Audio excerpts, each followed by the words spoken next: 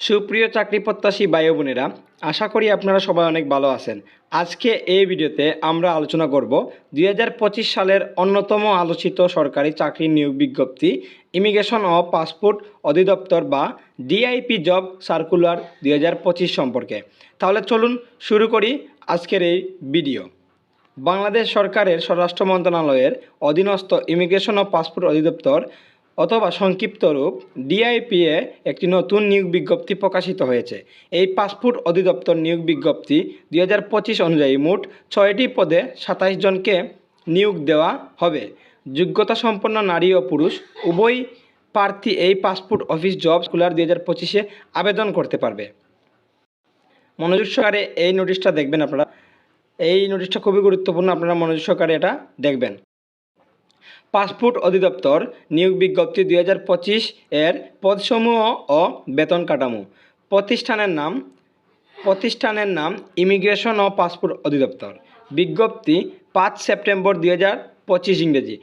5 September 2025 তারিখে এই immigration ও passport অধিদপ্তরের পক্ষ থেকে এই সরকারি চাকরির নিয়োগ বিজ্ঞপ্তি প্রকাশিত হয়েছে।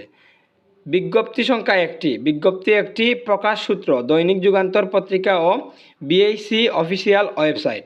চাকরির ধরন হচ্ছে সরকারি চাকরি। এটা কিন্তু সরকারি চাকরি, বেসরকারি চাকরি নয়। ক্যাটাগরি হচ্ছে 6টি। মোট 6টি ক্যাটাগরি আছে এই চাকরির মধ্যে। শূন্য পদ। মোট 27টি পদে আপনাদেরকে নিয়োগ দিবে এবং আবেদন শুরু করার তারিখ 14 সেপ্টেম্বর 2025 সকাল 10টায়। মনে থাকতে হবে 14 সেপ্টেম্বর থেকে কিন্তু এই আবেদনের তারিখ শুরু হবে, কিন্তু নিয়োগ বিজ্ঞপ্তি প্রকাশ করেছে 5 সেপ্টেম্বর। আবেদনের শেষ তারিখ হচ্ছে 5 অক্টোবর 2025 বিকাল 5টা। মনে থাকে জানো, আপনারা এক্ষুনি প্রিপারেশন নিয়ে নিন আবেদনের জন্য। 14 সেপ্টেম্বর থেকে শুরু হবে, আপনারা যত তাড়াতাড়ি সম্ভব আবেদন করে নেবেন। 14 সেপ্টেম্বর থেকে 5 অক্টোবরের মধ্যে আপনারা অবশ্যই আবেদন করতে হবে। পাসপোর্ট অফিস জব সার্কুলার 2025-এর আবেদনের জন্য নিম্নলিখিত কাগজপত্রের প্রয়োজন হবে। আপনার আবেদন করতে কি কি কাগজপত্র লাগবে তা নিয়ে নিচে আলোচনা করব।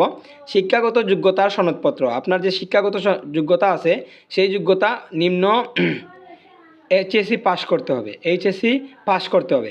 এই চাকরিতে আবেদন করার জন্য অবশ্যই আপনাকে এইচএসসি পাস করতে হবে। শিক্ষাগত যোগ্যতার সনদপত্র, জাতীয় পরিচয়পত্রের কপি, আপনার যে আইডি কার্ড আছে সেই আইডি কার্ডের কপি, জন্ম নিবন্ধন সার্টিফিকেট, পাসপোর্ট সাইজের ছবি, চারিত্রিক সনদপত্র, স্বাস্থ্য সনদপত্র, অভিজ্ঞতার সার্টিফিকেট। আপনার যদি অভিজ্ঞতা থাকে, কম্পিউটার যদি স্কিল থাকে আপনার, তাহলে অবশ্যই ভালো, সেই অভিজ্ঞতার সার্টিফিকেট নিয়ে যেতে পারেন। লিখিত পরীক্ষা 1 নাম্বার। আপনাদেরকে 3 ধাপে পরীক্ষা নেওয়া হবে। আপনাদের 3 ধাপে পরীক্ষা নেওয়া হবে। প্রথম ধাপ হচ্ছে লিখিত পরীক্ষা।